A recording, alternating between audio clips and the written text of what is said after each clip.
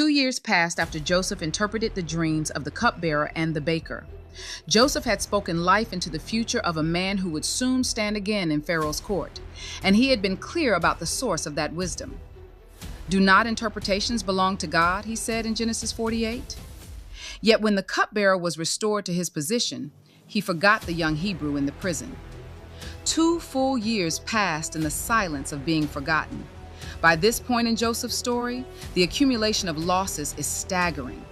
He had lost his mother to death before he could truly know her. He had lost the safety of his father's presence. He had lost his brothers as protectors.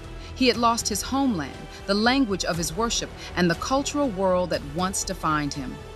He had lost his position in Potiphar's house, and now he had lost the possibility of early release because the one man who could have spoken his name in Pharaoh's court had returned to comfort and forgotten him. Yet Scripture does not record a crisis of faith. It records continuation. Joseph remained in prison. Joseph remained faithful. Joseph remained present.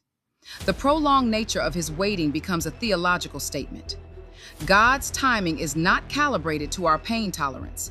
Delay does not indicate divine disinterest.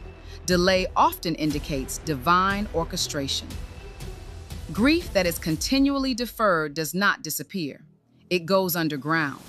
It finds expression in the body, in the tight jaw, the restless sleep, the sudden tears that come in quiet moments, the way certain sounds, smells, or words pull a person back into memories they thought were contained.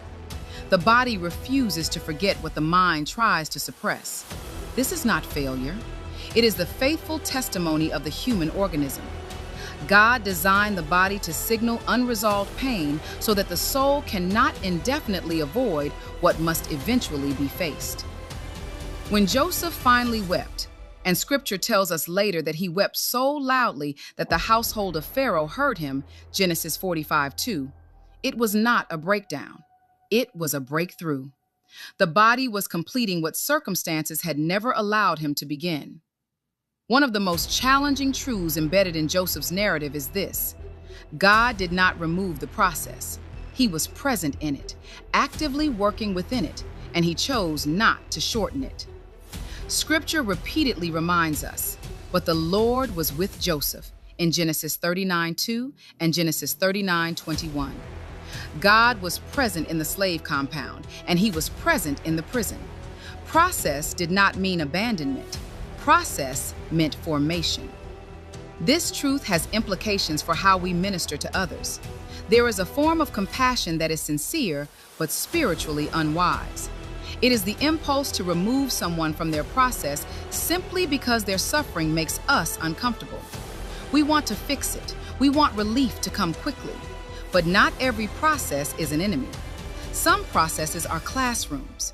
Even Jesus in Gethsemane prayed, "O my Father, if it be possible, let this cup pass from me."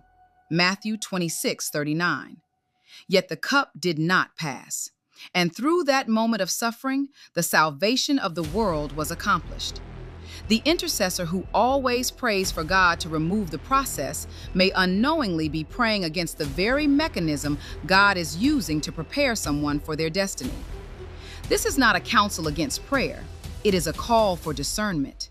Instead of only praying, "Lord, remove this," we must also learn to pray, "Lord, are you working in this?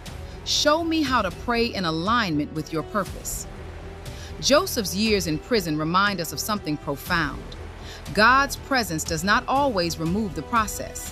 Sometimes God's presence is the very reason the process is happening.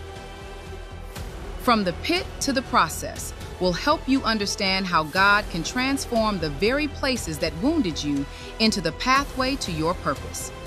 Available now in my teaching vault at drdelisarogers.com.